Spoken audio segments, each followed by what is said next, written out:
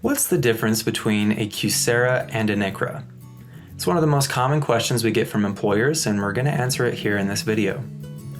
The Qualified Small Employer Health Reimbursement Arrangement, or QSERA, and the Individual Coverage Health Reimbursement Arrangement, or ICHRA, are two formal health benefit plans that are uniquely suited for employers looking for an affordable and personalized benefits option.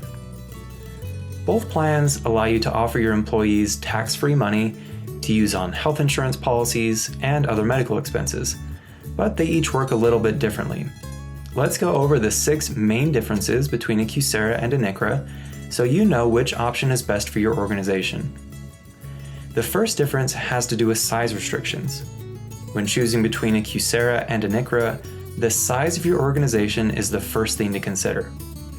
A QSERA is only available to small organizations with fewer than 50 full-time equivalent employees. An ICHRA, on the other hand, can be used by organizations of all sizes.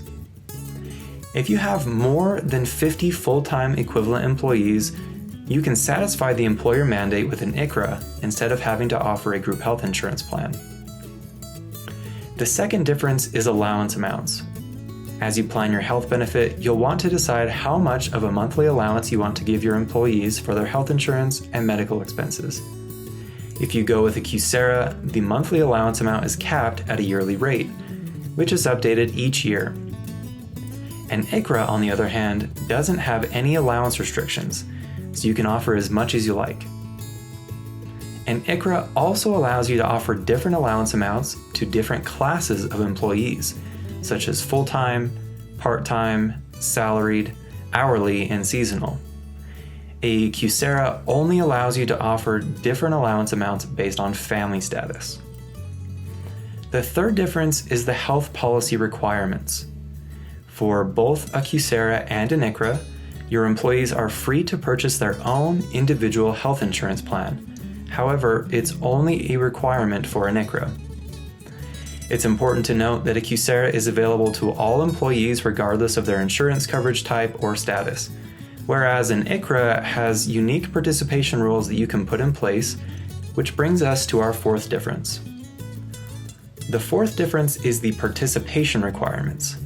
There are distinct rules around who can participate in a QSERA versus an ICHRA.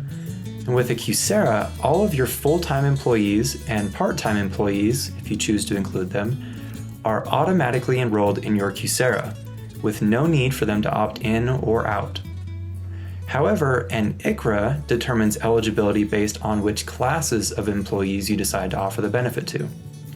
For example, you can offer your full-time employees a group health plan while offering an ICHRA allowance to your part-time employees. You'll just have to decide which of your employees get the group plan and which get the ICHRA, because one employee can't use both at the same time, and your employees can't choose between the two options. Finally, rather than being automatically enrolled in a benefit like a QSERA, the employees you offer an ICHRA to will need to choose whether or not they'd like to opt in. The fifth difference is the allowance rollover rules. This is the one area where a QSERA and an ICHRA are nearly identical.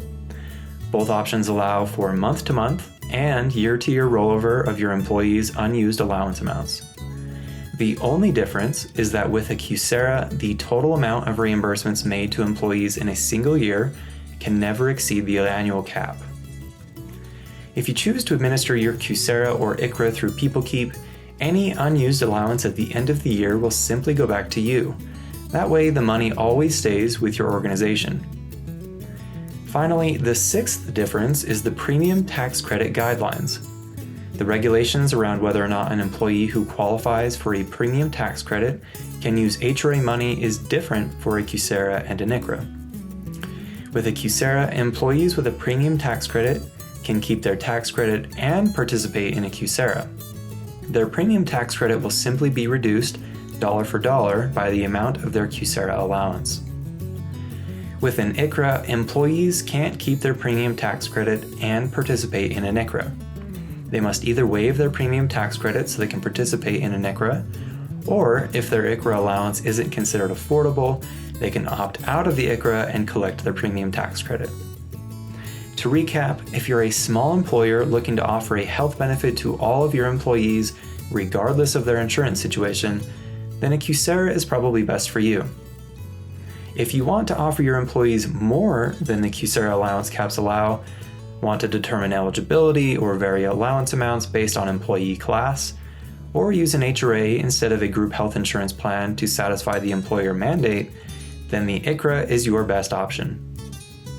At PeopleKeep, our award-winning customer support team helps thousands of organizations administer their own QSERAs and ICHRAs every day, and we'd love to help you too. Tap below to subscribe and get more health benefits updates like this, and if you're interested in a QSERA or an ICHRA for your organization, visit peoplekeep.com to learn how we can help you get started.